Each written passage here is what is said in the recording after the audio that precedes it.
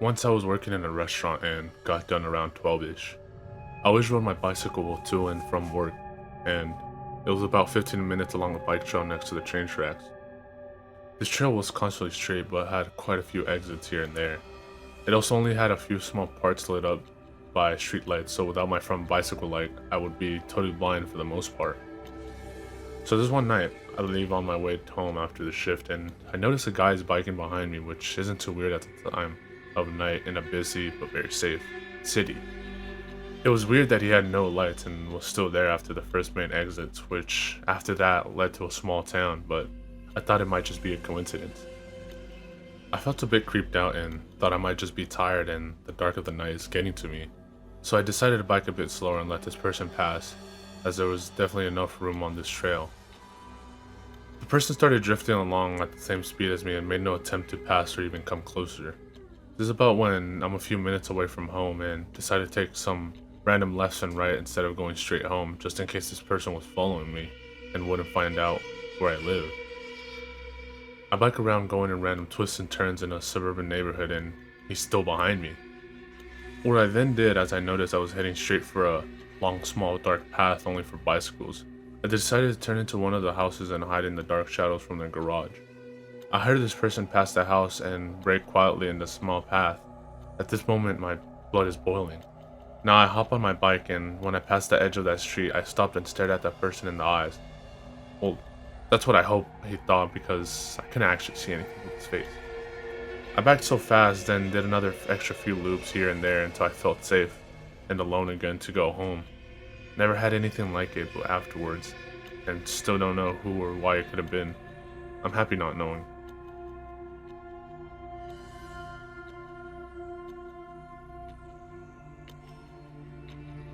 About 5 years ago, I lived downtown in a major city in the US. I've always been a night person, so I would often find myself bored after my roommate, who was decidedly not a night person, went to sleep. So, to pass the time, I used to go for long walks and spend the time thinking. I spent 4 years like that, walking alone at night, and never once had a reason to feel afraid. I always used to joke with my roommate that even the dealers in the city were polite, but all of that changed in just a few minutes of one evening. It was a Wednesday, somewhere between 1 and 2 in the morning. I was walking near a police patrol park quite a ways from my apartment. It was a quiet night, even for a weeknight, with very little traffic and almost no one on foot. The park, as it was most nights, was completely empty. I turned down a short side street in order to look back to my apartment when I first noticed him. At the far end of the street on my side was a silhouette of a man, just dancing. It was a strange dance, similar to a waltz, but he finished each box with an odd forward stride. I guess you could say he was dance walking? Headed straight for me.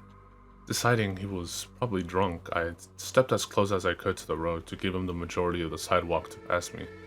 The closer he got, the more I realized how gracefully he was moving. He was very tall and lanky, and wearing an old suit. He danced closer still, until I could make out his face. His eyes were open and wild, head tilted back slightly, looking off at the sky. His mouth was forming a painfully wide cartoon of a smile. Between the eyes and the smile, I decided to cross the street before he danced any closer. I took my eyes off him to cross the empty street. As I reached the other side, I glanced back, then stopped dead in my tracks. He had stopped dancing and was standing with one foot in the street, perfectly parallel to me. He was facing me, but still looking skywards, smile still wide on his lips. I was completely and utterly unnerved by this. I started walking again, but kept my eyes on the man. He didn't move. Once I had put about half a block between us, I turned away from him for a moment to watch the sidewalk in front of me. The street and the sidewalk ahead were completely empty.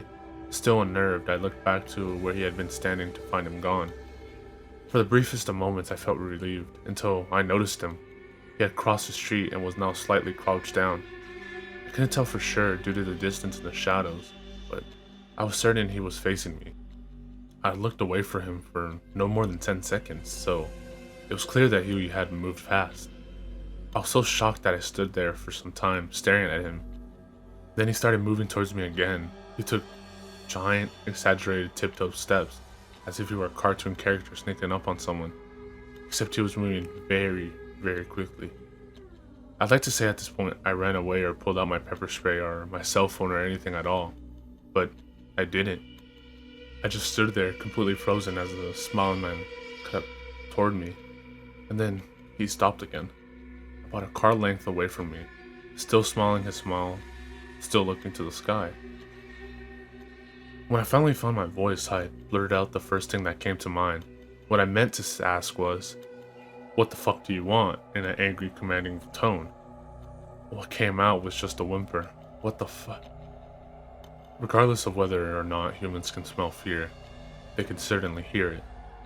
I heard it in my own voice, and that only made me more afraid, but he didn't react to it at all. He just stood there smiling. And then, after what felt like forever, he turned around very slowly and started dance walking away. Just like that. Not wanting to turn my back to him again, I just watched him go until he was far away enough to almost be out of my sight. And then I realized something. He wasn't moving away anymore, nor was he dancing. I watched in horror as the distant shape of him grew larger and larger. He was coming back my way, and this time, he was running. I ran too. I ran until I was off the side of the road and got onto a better lit road with sparse traffic. Looking behind me then, he was nowhere to be found. The rest of the way home, I kept glancing over my shoulder. I was expecting to see a stupid smile, but he was never there. I lived in that city for 6 months after that night, and I never went out for another walk. There was something about his face that always haunted me. He didn't look drunk, he didn't look high. He looked completely and utterly insane, and that's a very, very scary thing to see.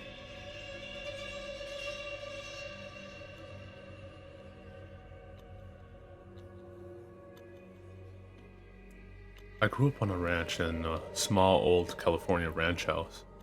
Lots of windows to stay cool in the summer, almost all the rooms open to the central living room.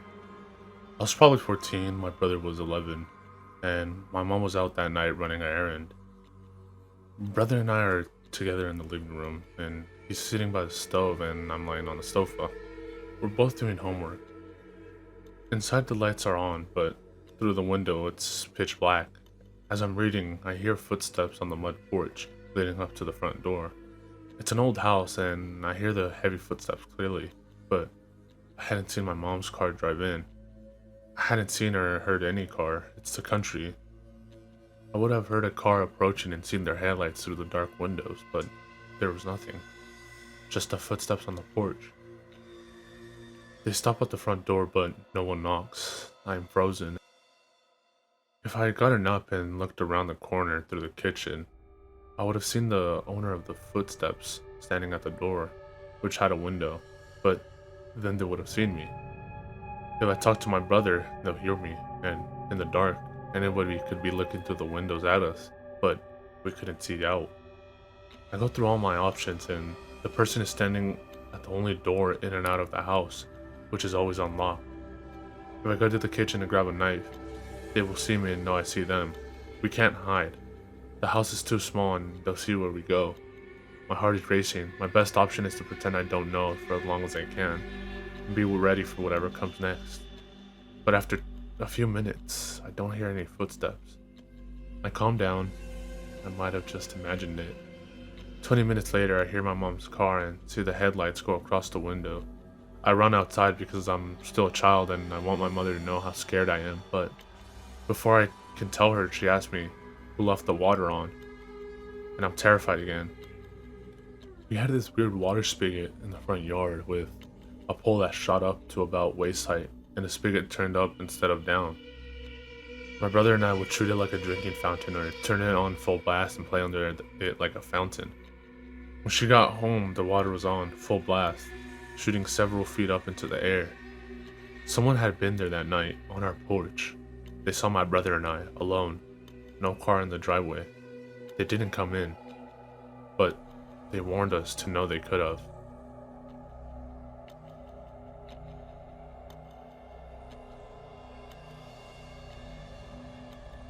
My family and I once lived back in some of my family woods. No one could see our little plot, just woods around. My family lived nearby, but down the dirt road away. We had no light poles put up, so it would get very dark back there. I started to notice a light above the trees. I figured out it was not a star because it would sway, rise quickly, totally disappear, descend behind the trees. This went on for a few days and I was the only one who had seen it. My dad hired some guys to help with a deck. My husband sort of knew one and would invite him to dinner after they worked. That light always seemed to get closer when that guy was there. It was even at the tree level often. I knew this because I could see the light behind the trees, obviously not in the sky. I showed it to my husband, kids, and the guy, not mention it earlier in case I was crazy. My daughter decided to play with it and she said, "Follow me if you're an alien." Then she walked to the left and it went left. She went to the right and it did too. She went right again and it followed. That freaked the hell out of me. The guy was so freaked out that he left and the light followed him. It was freaking following him as he left. I should say also that this man lived in the woods behind us, so it was easy to see the light descend to where he lived. It wasn't very far from us at all, just separated by the woods. For about 4 days, that light would follow that man when he left. I thought he was about to get abducted by aliens. I would stare out the window, peering into the darkness for hours because I feared missing a Mel Gibson science birthday party-like moment that would verify my fears. One night, the man didn't come. The light was still there, freaking me out. I had just about lost my mind at this point, worried about my kids being abducted by aliens. I yelled at it, "What's your problem, huh? What do you want?" It was following me, walking as I lost my shit. I ended up flipping it the bird and it seemed to dive towards me. I kid you not, in that moment, I thought I had pissed the aliens off and they were about to crash into me. Then it disappeared during the time I had my back to it, running for my life.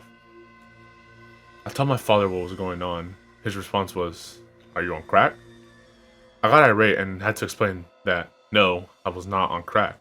He gave me a shotgun and told me to shoot it down next time I saw it, if it is real. It only came back when that man came back and it left when he left.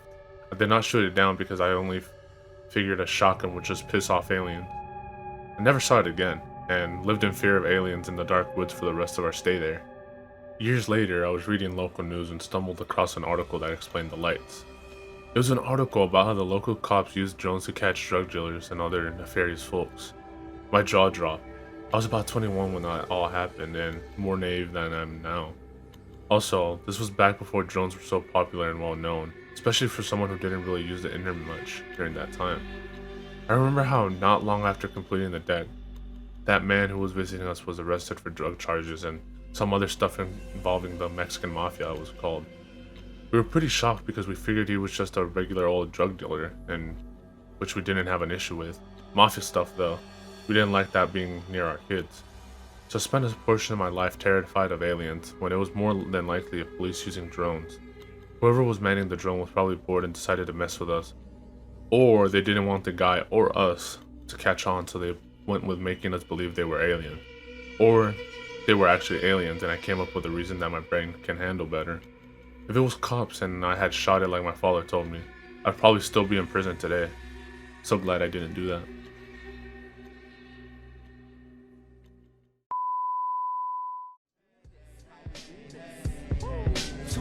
Letting the flow, plus getting the dough. We be checking your hole while you sweating the flow. I be's intellectual, incredible, flexible. I turn the virgin sexual, impeccable, but technical. I be the first letter, you ain't know. Check the alphabetical order. My natural elements, chemical shorter to leave it cruel. More bloodier, dimensional waters on the 28th. Your thoughts are pennyweight. I'ma generate these bonds.